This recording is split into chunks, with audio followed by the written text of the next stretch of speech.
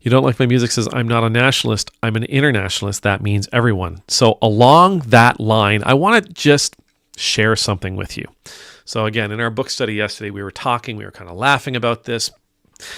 I probably 2-3 times a week, I'll get an email, I'll get a comment.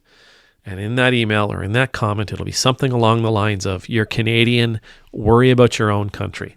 And then they usually say something snarky about Justin Trudeau. They talk about socialism, they talk about healthcare, whatever the case is. They tell me that I need to worry about what's going on in Canada, not about what's going on in the US. And the truth is, they're not wrong. As I've mentioned before, though, whatever happens in the US has a way of matriculating itself into Canada. Okay? We need some kind of border wall for ideology, because what happens in the U.S. will eventually come here. We've seen it. There's been times in our with our elections where we've seen people who worked for election campaigns and like presidential campaigns in the U.S. and we have a federal election here. You'll see some of our parties will go down there and hire people who worked on the presidential campaigns to bring their tactics here. It happens. But the other day, and this isn't a faith talk by any stretch, but this is an answer to why are people outside of America so concerned about what's going on with American politics?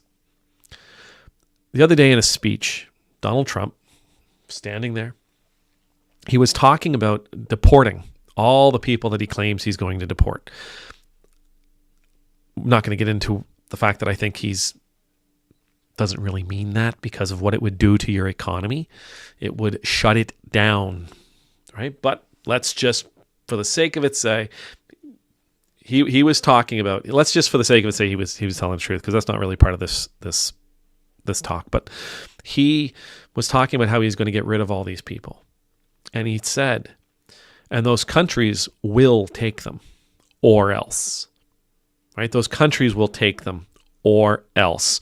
We will tariff everything that they try to sell us. We'll make them. We America, the United States, we will make them take these people. Period. Those are sovereign nations. Those are sovereign nations that he's talking about sending people to. The United States doesn't have the right to make a sovereign nation do anything. They have the ability to make them do things, but they do not have the right. So this comes back to the whole might versus right thing, doesn't it? So what Trump is actually advocating is he's going to use America's might to make sovereign nations do what America wants them to do. Why is it that non-Americans are so worried about what happens in American politics? Because you have people who are going to ignore the sovereignty of their neighbors. You have candidates who are saying, we are going to ignore your sovereignty and we will make you do what we want to do. We'll force our will upon you. It was the same, what was it, back in like 2016, 2015? And Mexico is going to pay for it. You don't have the right to tell any nation that you're going to make them do something. You don't have the right to tell any nation they have to do something. The United States is a sovereign nation unto itself. Mexico is a sovereign nation. Why are people outside of America worried and focused and listening to and watching what happens in the American election? Because it's entirely possible he will choose at some point, or whoever will choose at some point, to try to force American policy upon my sovereign nation. That's why. That's it. Now, if you can promise us you will not try to do that, then maybe we don't care as much.